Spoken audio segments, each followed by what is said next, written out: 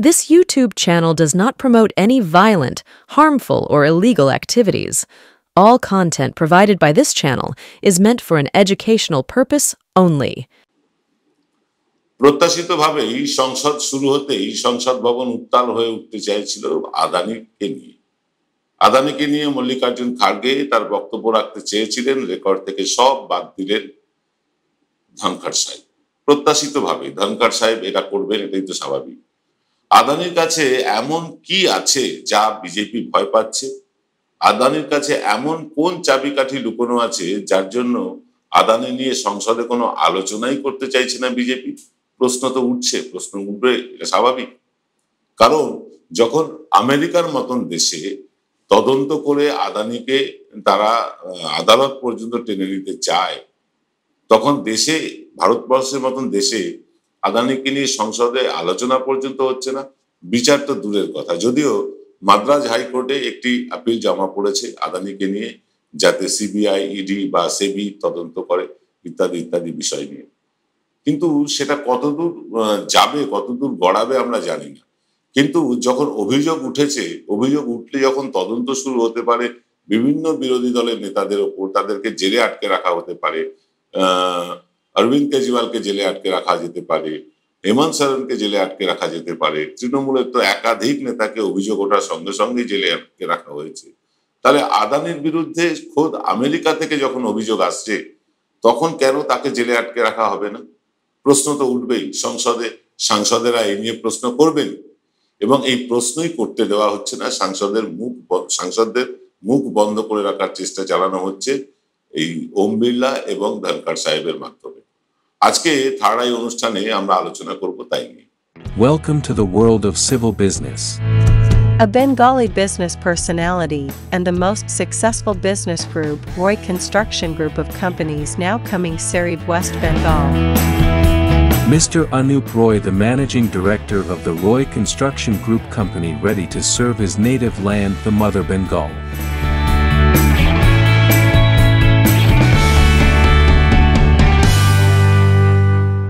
নমস্কার, আদাব। আমি আপনাদের প্রবীর বিশ্বাস। দেখতে শুরু করেছেন আপনাদের সবচেয়ে পছন্দের বাংলা ইউটিউব চ্যানেল এনকে ডিজিটালের শান্ত অনুষ্ঠান থার্ড আই। আজকে আমরা আলোচনা করছি এমন একটা বিষয় নিয়ে, যে বিষয় নিয়ে বারবার অভিযোগ উঠেছে, দেশের মধ্যে উঠেছে, দেশের বাইরে উঠেছে। ফ্রান্সের একটি তেল কোম্পানি আছে টোটাল নামে, তারা আদানির সাথে সমস্ত সম্পর্ক ছিন্ন করেছে। কারণ তারা জানিয়েছে যে সংস্থার নামে এরকম অভিযোগ ওঠে, যে সংস্থা আইন আদালতের মধ্যে জড়িয়ে যায়, তাদের সাথে তারা ব্যবসায়ী করবে না। বাংলাদেশ হুমকি দেওয়া শুরু করেছে, কেনিয়া সমস্ত রকম সম্পর্ক ছেদ করতে চাইছে আদানিদের সাথে। আজকে আদানিদের এই দুরবস্থা কেন? বিশ্বের সর্বোচ্চ অর্থশালী লোক হওয়ার দৌড়ে থাকা গৌতম আদানির আজকে এই দশা কেন? এর আগে আমরা দেখেছি নরেন্দ্র মোদী যখনই বিদেশ সফরে যেতেন, তার পরে পরেই নরেন্দ্র মোদী কি কথা বলে আসতেন সে দেশের ব্যবসায়ীদের সাথে, সে দেশের সরকারের সাথে আমাদের জানা নেই। কিন্তু তারপরেই দেখা যেত সে দেশে আদানিটা ব্যবসার সুযোগ পেয়ে যাচ্ছে। কয়লা নিয়ে কেলেঙ্কারি তো আপনারা জানেন। কয়লা এক দামে কিনে তা অস্ট্রেলিয়া থেকে আনার পথে দ্বিগুণ দামে ভারতে বিক্রি করা হয়েছে, এবং সেই কয়লা যেসব তাপবিদ্যুৎ কেন্দ্রে বিক্রি করা হয়েছে, সেই তাপবিদ্যুৎ কেন্দ্রগুলোকে দ্বিগুণ দামে মানে কয়লা নিতে বাধ্য করেছে কেন্দ্রীয় সরকার। এই আদানি আর কেন্দ্রীয় সরকারের একটা সুন্দর মানে জুড়ি আছে। কিরকম? আদানি কোনো একটা ব্যবসা করবে, ধরুন কোনো একটা তার মনে হলো অমুক ব্যবসাটা তিনি করবেন, তিনি ব্যাংকে গেলেন, ব্যাংক থেকে লোন নিলেন, লোন নিয়ে সেই ব্যবসা শুরু করলেন, শেয়ার বাজারে তার দাম উঠলো চরচর করে। তারপর তিনি লোনটা আর শোধ করলেন না, অর্থাৎ সরকারের থেকে টাকা নিলেন, ব্যাংক লোন নিলেন এবং সরকারকে টাকা শোধ করলেন না, সরকার সেই টাকা মকুব করে দিল। অর্থাৎ সরকারের টাকা দিয়ে তিনি ব্যবসা করে ফুলে ফেপে উঠলেন। 88,000 কোটি টাকা ইতিমধ্যে লোন আছে এই গৌতম আদানি কোম্পানির। 88,000 কোটি টাকা। এইরকম একটা কোম্পানিকে কতদূর ভরসা করা যায়, কতদূর বিশ্বাস করা যায়, প্রশ্ন তাই উঠছে। সাংসদেরা এই নিয়ে প্রশ্ন করবে। কিন্তু এর আগে এই নিয়ে প্রশ্ন করার জন্য মহুয়া মৈত্র, সঞ্জয় সিং, এদের মতন বিভিন্ন সাংসদদেরকে বহিষ্কার পর্যন্ত করা হয়েছে। রেকর্ড সংখ্যক সাংসদকে বহিষ্কার করা হয়েছিল গত লোকসভায়। কিন্তু সে দিন তো আর নেই। এখন আর 303 সাংসদের সংসদ মানে সাংসদ নিয়ে বলিয়ান নয় বিজেপি। এখন তারা মোটামুটি ক্রাচে ভর দিয়ে চলা একটা সরকার। তার দুই বগলে দুই ক্রাচ, একটার নাম চন্দ্রবাবু নাইডু আর একটার নাম নীতিশ কুমার। আদানিদের এই পাপ বা আদানিদের এই অভিশাপ, সেই অভিশাপের ফল কিন্তু বিজেপিকে ভুগতে হবে। আর বিজেপির পাপ বইতে হবে কিন্তু চন্দ্রবাবু নাইডু আর নীতিশ কুমারকে। চন্দ্রবাবু নাইডু এবং নীতিশ কুমারেরও ওপর কিন্তু কালির ছিটে পড়বে, কারণ তারা এই সরকারের শরিক। একটা সরকার যার সাথে এরকম অনৈতিক সম্পর্ক কোন একটি ব্যবসায়িক গোষ্ঠী, সেই সরকারে সামিল হওয়া প্রত্যেকের গায়ে কালির ছিটে পড়বে। চন্দ্রবাবু নাইডুও বাদ যাবেন না, নীতিশ কুমারও বাদ যাবেন না। আগামী 2025 নীতিশ কুমারের নির্বাচন। এই নির্বাচনে কষ্টি পাথরে বিচার হবে এবং বিচার হলে বোঝা যাবে চন্দ্রবাবু নাইডু এবং নীতিশ কুমার কতটা সঠিক কতটা বেঠিক। মানুষ তার রায় দেবে। তো তৈরি হয়েই আছে মানুষ বিহারের, বাদ দিন সে কথা। কিন্তু ঘটনা হচ্ছে যে এই আদানিকে নিয়ে সরকার কোনো আলোচনা কেন করতে চায় না। এর আগে সতপাল মালিক, বিজেপিরই নেতা, তিনি কাশ্মীরের রাজ্যপাল ছিলেন, তিনিই বলেছিলেন যে আদানির টাকা আসলে মোদিজির টাকা, মোদিজি বকলমে আদানির মাধ্যমে টাকা খাটাচ্ছে। এই কথা সত্য মিথ্যে আমরা জানি না, কিন্তু বলেছিলেন তো বিজেপিরই নেতা সুব্রমণিয়াম স্বামী। তিনি বারবার এদিকে ইঙ্গিত করছেন, সরাসরি বলছেন, সরকারের দিকে আঙুল তুলছেন, অমিত শাহ মোদির দিকে আঙুল তুলছেন। তারপরেও সরকার আদানির বিরুদ্ধে কেন তদন্ত করাতে চাইছে না, কেন আলোচনা করতে চাইছে না সংসদে? মল্লিকার্জুন খাড়গেকে চুপ করিয়ে দেওয়া হলো, এরপরে হয়তো রাহুল গান্ধীকে চুপ করিয়ে দেওয়া হবে, আগেও হয়েছে বহুবার। যারাই এই আদানি নিয়ে প্রশ্ন করতে চাইবেন সরকার চুপ করিয়ে দেবে। সরকার মানে এই ওম বিড়লা এবং ধনকর সাহেব, তারা বিরোধীদের কণ্ঠরোধ করবেন। কিন্তু কতদিন? সে আগের দিন তো নেই বিরোধীদের কণ্ঠরোধ করবেন আর বিরোধীরা কণ্ঠরোধিত হয়ে চুপচাপ বহিষ্কার হয়ে বেরিয়ে আসবেন, তারপর চুপচাপ থাকবেন। এরকম তো নয়, কারণ এখন আর 303 সংখ্যা নেই। তারা সংখ্যালঘু সরকার, যে কোনদিন সরকার পড়ে যাবে। এই শীতকালীন অধিবেশনে আরো অনেকগুলো বিল আনতে হবে মোদী সরকারকে, অনেকগুলো গুরুত্বপূর্ণ বিল আনতে হবে, সেই বিলগুলো পাশও করাতে হবে।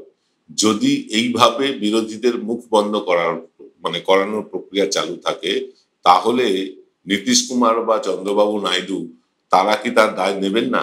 নিতে তাদের হবেই। তাদের মানুষেরাই প্রশ্ন করবেন যে সরকার জনবিরোধী বিল আনছে আর তোমরা সরকারকে সমর্থন দিয়ে যাচ্ছ কেন? এই প্রশ্নের মুখে তাদেরও পড়তে হবে, তাদেরও সামনে নির্বাচন, তাদেরও মানুষকে ফেস করতে হবে। তাই তারা গা থেকে ছেড়ে ফেলতে চাইবেই কিন্তু এই সরকারের সমস্ত অপদার্থ থাকে। আদানি, আম্বানি এবং অমিত শাহ, নরেন্দ্র মোদী, এই 4 গুজরাটি ব্রাদার্স ভারতকে কিন্তু একেবারে লুটে পুটে শেষ করে দিল বিভিন্ন ভাবে। আপনি দেখুন, বিদ্যুতের দাম, কয়লার দাম বাড়লে বিদ্যুতের দাম বাড়বে, সস্তায় কয়লা কিনে তার দ্বিগুণ দামে কয়লা কিনতে বাধ্য করা বিদ্যুৎ কোম্পানিগুলোকে, এটা কোন ধরনের তুগলকি আইন? কোন ধরনের তুগলকি আইন? তারা চেয়েছিল ঝাড়খণ্ডটাকে যেন তেন প্রকারেণ দখল করতে। অমিত শাহরা বারবার ছুটে গেছেন ঝাড়খণ্ড দখলের লক্ষ্যে।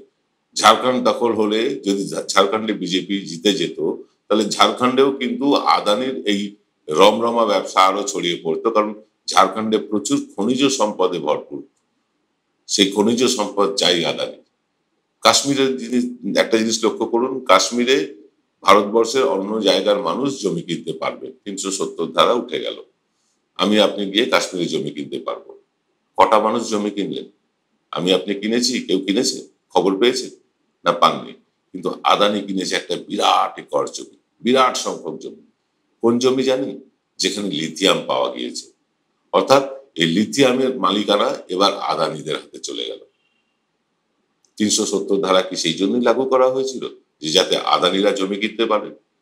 আমাদের সকলকে বোকা বানিয়ে 370 ধারা তুলে দিচ্ছি। ভক্তেরা দলে দলে পোস্ট করতে শুরু করলো, এবার কাশ্মীরি মহিলাদের বিয়ে করতে পারবো, এবার কাশ্মীরে গিয়ে জমি কিনতে পারবো। কটা ভক্ত কাশ্মীরে গিয়ে জমি কিনেছেন বলুন তো? কিনেছেন তো আদানি। আদানিদের সুবিধে পাইয়ে দিতেই কি 370 ধারা বিলোপ? প্রশ্ন এবার উঠছে। এরকম বহু প্রশ্ন আদানিকে নিয়ে আছে, সেসবই আমরা রাখবো আজকের থার্ড আই অনুষ্ঠানে। তবে তার আগে নিতে হবে ছোট্ট একটা বিরতি। জয়গুরু রত্নভান্ডার জ্যোতিষীমা, এখানে গোল্ড মেডেলিস্ট জ্যোতিষী বসেন। হাই কোয়ালিটির আসল গ্রহরত্ন সবচেয়ে কম দামে এখানে পাওয়া যায়। স্থান বেলঘড়িয়া রানী পার্ক, বটতলা, 2 নম্বর রেলগেটের নিকটে। 9681345722 এবং 9007778922। ফিল্ম বিরতির পর আপনারা দেখছেন এনকে ডিজিটালের সকালবেলার অনুষ্ঠান থার্ড আই। থার্ড আইতে আমরা আলোচনা করছি এমন একটা বিষয় নিয়ে যেটা বহু চর্চিত। আদানিকে নিয়ে চর্চার শেষ নেই, আদানিকে নিয়ে মানুষের দুশ্চিন্তার কোনো শেষ নেই। 88,000 কোটি টাকা ঋণ নেওয়া একটি কোম্পানি কাল যদি ভারতবর্ষ ছেড়ে পালিয়ে যায়, বেকার যেভাবে নীরব মোদী, ললিত মোদী, মেহুল চস্কি এরা সব পালিয়ে গেছে, কাদের টাকা নিয়ে পালিয়েছে? আমার আপনার টাকা। এইভাবেই আদানি যদি এ দেশ থেকে চলে যায় তাহলে ভারতের অর্থনীতিটাই তো ধসে পড়বে। এইরকম ভাবে কতদিন চলতে পারে, কতদিন চলতে পারে?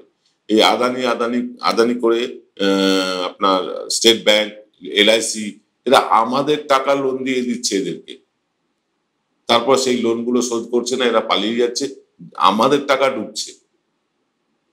জিনিসপত্রের দাম অগ্নিমূল্য হচ্ছে সেই টাকাকে মেকআপ দিতে গিয়ে। যে টাকা তারা নিয়ে পালিয়ে যাচ্ছে সেই টাকা তো আমাদের কাছ থেকেই তোলা হচ্ছে, ট্যাক্সের পর ট্যাক্স, ট্যাক্সের পর ট্যাক্স। এই ভারতবর্ষ এমন একটা দেশ যেখানে আপনি যা রোজগার করেন তার অর্ধেক প্রায় ট্যাক্সকে দিয়ে দেন। ট্যাক্সে চলে যায় আপনার অর্ধেক রোজগারের টাকা। ভাবতে পারেন, পরিশ্রম করবেন আপনি আর অর্ধেক টাকা সরকার ট্যাক্স হিসেবে নিয়ে যাবে। তো ট্যাক্স বসুলি সরকার হয়ে গিয়েছে। কেন এত ট্যাক্স? কেন এত ট্যাক্স নেওয়ার পরও রাজ্যে রাজ্যে দেশে দেশে উন্নয়ন হচ্ছে না? কারণ এই ভর্তুকিগুলো ভরতে হচ্ছে, আদানির টাকা ভর্তুকি দিতে হচ্ছে। আদানি ব্যাংক লোন নিচ্ছে, সেই টাকা সরকার ভর্তুকি দিচ্ছে। সেই টাকায় তো হাসপাতাল হতে পারে, সেই টাকায় রাস্তা হতে পারে, সেই টাকায় স্কুল হতে পারে, কিন্তু সেই টাকায় তা না হয়ে আদানির ব্যাংক লোন ভর্তুকি দেওয়া হচ্ছে। আর কৃষকদের সামান্য কৃষি লোন সেটুকু মুকুব করে দিতে পারছে না সরকার। এইভাবে লক্ষ লক্ষ কোটি টাকা কর্পোরেটদের টাকা মাফ করে দিয়েছে সরকার, ছেড়ে দিয়েছে, নেবে না সেই টাকা। আমি আপনি 1 লক্ষ টাকা ব্যাংক লোন নিয়ে যদি বাড়িটা রিপেয়ার করতে চাই বা কোনো কাজ করতে চাই বা একটা মোটরসাইকেল কিনি, সেই ইএমআই দিতে না পারলে ব্যাংক থেকে 14 বার লোক চলে আসে, আইনি নোটিশ আসে, আইনি ঝামেলায় জড়িয়ে পড়তে হয়। কিন্তু আদানিদের ক্ষেত্রে সেসব হয় না। তারা লোন নেয়, লোন নেওয়ার পর সেই টাকা সরকার মুকুব করে দেয়, লোনটাই মুকুব করে দিল। কার টাকায় মুকুব করলো? আমার আপনার টাকায়। সেই টাকা দিয়ে তো হাসপাতাল, রাস্তাঘাট হতে পারতো। এই দেশের উন্নয়ন হচ্ছে না কেন? আদানিদের মতন ব্যবসায়ীদের টাকা ভর্তুকি দিতে হচ্ছে, তাই এদেশে উন্নয়ন নেই। আমরা যে ট্যাক্সের টাকা দিচ্ছি সেই টাকা তো আমরা বুঝে নেবো কি উন্নয়ন হচ্ছে। এই কেন্দ্রীয় সরকারে যখন বিজেপি এসছে তখন থেকে কটা এইমসের মতন হাসপাতাল হয়েছে, সেই তো কংগ্রেসের প্রকল্পগুলোই তারা চালাচ্ছে। নতুন করে তো কোনো ডেভেলপমেন্ট হয়নি।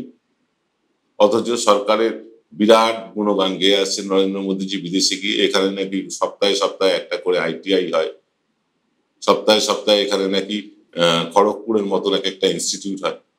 এসব বিদেশে গালগপ্প দিয়ে হবেটা কি? আমাদের এখানে তো কিছুই হচ্ছে না, কারণ ওই আদানিদের ভর্তুকি দিতে হচ্ছে। আর সেই আদানি নিয়েই কিন্তু এবার সংসদ ভবন উত্তাল হতে চলেছে। সংসদ ভবনে বিরোধীরা কিন্তু এবার তাল ঠুকছে। শীতকালীন অধিবেশন বিজেপির কাছে আগেও বলেছি, এখনো বলছি, সবচেয়ে বেশি ক্রুশিয়াল হতে চলেছে। এই অধিবেশনে স্থির হয়ে যাবে এই সরকার কতদিন টিকবে আর কতদিন তারা চালাতে পারবে, এটা কিন্তু স্থির হয়ে যাবে। এমনি অফিসিয়ালি ইলেকট্রাল বন্ড নেওয়া বন্ধ হয়ে গিয়েছে, এখন ঘুরপথে টাকা আসছে, কালো টাকা আসছে। আর সরকার বা রাজ্য সরকার বলুন, কেন্দ্রীয় সরকার বলুন, বা বিভিন্ন রাজনৈতিক দলই বলুন, তারা সরকার মানে দল হিসেবে, রাজনৈতিক দল হিসেবে তারা এরকম লুটপাট চালাচ্ছে। এই টাকার উপরে কোনো ইনকাম ট্যাক্স হয় না, এই টাকার উপরে কোনো রকম জবাবদিহি করতে হয় না, যে যত খুশি টাকা নিতে পারে। তাই টাকা নিয়ে এমপি কেনার চেষ্টা হবে, হচ্ছেও, বহু জায়গাতে খবর আসছে। কিন্তু এমপি কিনেও কি শেষ পর্যন্ত মানে দুর্গ রক্ষা করতে পারবে বিজেপি? শীতকালীন অধিবেশনে কিন্তু স্পষ্ট হয়ে যাবে সবকিছু। কারণ এই যে শীতকালীন অধিবেশনে যে বিলগুলো তারা আনতে চলেছে, সেই বিল অনেকটাই গণতন্ত্রকে স্তব্ধ করে দেওয়ার মতো বিল।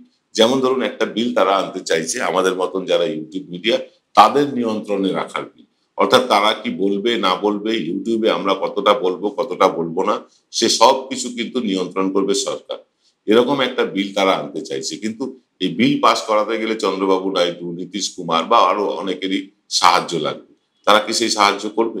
যদি তারা সেই সাহায্য করে তাহলে বিজেপির পাপের ভাগিদার কিন্তু তারাও হবে। তাই তারা নিজেদের কতটা পাপের ভাগিদার করবেন সেটার দিকে লক্ষ্য রাখবো আমরা।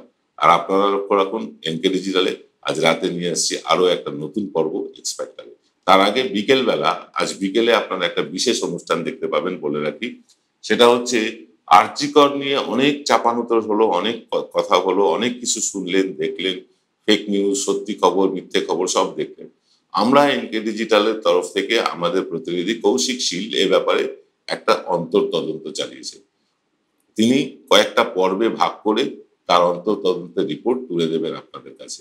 আজ যেমন বিকেল 5টায় আসছে উল্টো মাইক অনুষ্ঠানে কৌশিক শীলের অন্তর্তদন্তের প্রথম পর্ব, দেখতে ভুলবেন না। আজ এই পর্যন্ত, সকলে ভালো থাকবেন, নমস্কার।